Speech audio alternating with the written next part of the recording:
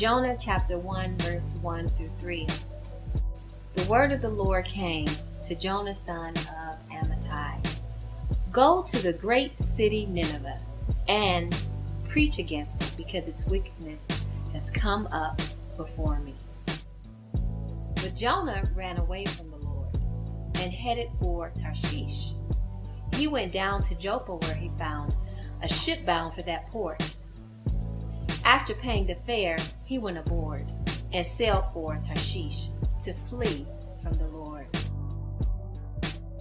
So when I was growing up, my favorite superhero was Wonder Woman. I just thought she was the most beautiful superhero, and I was totally into, her headband. I mean, I used to sit and make the headband and the cuff thing and pretend that I was her.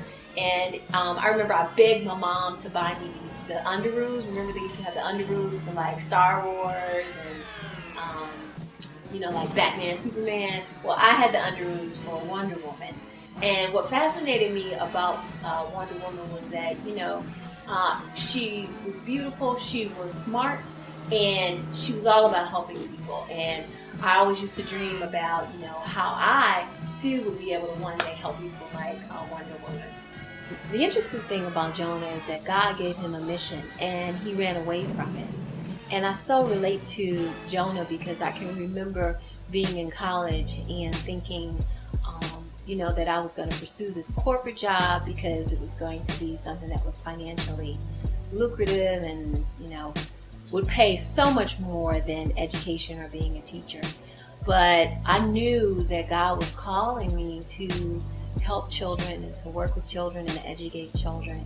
And I remember the emptiness that I felt when I was working in corporate America. And I lasted one solid year before I realized that I could no longer do that. I had to quickly and very rapidly run to the mission that God had called me to. So one day I decided that I was just going to stop ignoring this mission that God had really placed in my heart to serve someone who I really admired.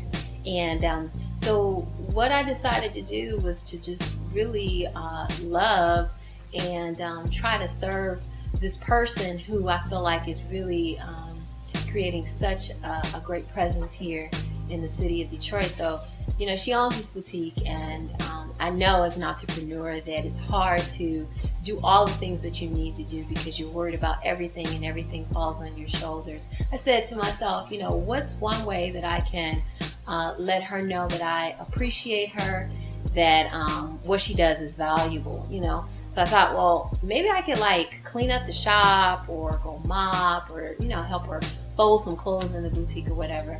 But I was so afraid because I really don't know her very well.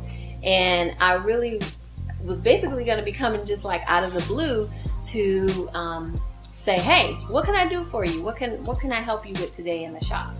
And I didn't know what she was going to think about me. I didn't know if she was going to be weirded out or whatever. But it was such a thrilling and fulfilling experience because, I called her and she said, well, I'll call you back and let you know. She never called me back. So I had to say, I knew that God said, you really have to press this issue and show her that unconditionally you just want to love on her. So I showed up to the shop, and it happened that she was mopping the floor. And when she opened the door and I was like, see, if you had called me back, I could have been mopping that for you. And she kind of just chuckled. And then I said, let me in, I got some breakfast for you, whatever. And I put my stuff down and then I said, just give me the mop. And I started mopping and, I ended up really just digging in and folding clothes, helping customers, and really having a conversation with her about just who she was and the business and everything. And I spent a couple hours with her just finding and figuring out ways that I could just make what she was doing in the store that day better. So that experience really taught me, why people deny sometimes the mission that God places in their hearts. It's really a matter of fear, because I was so afraid that I was going to be rejected or that she was going to think I was weird or something was wrong with me.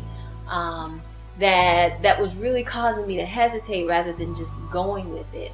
And I now know that when we even do things out of fear and serve and complete that mission that God really places in our hearts, it can be the most fulfilling kind of opportunity and experience that really brings out in us the essence of what God put us on this earth to do, and that is to be there for somebody else.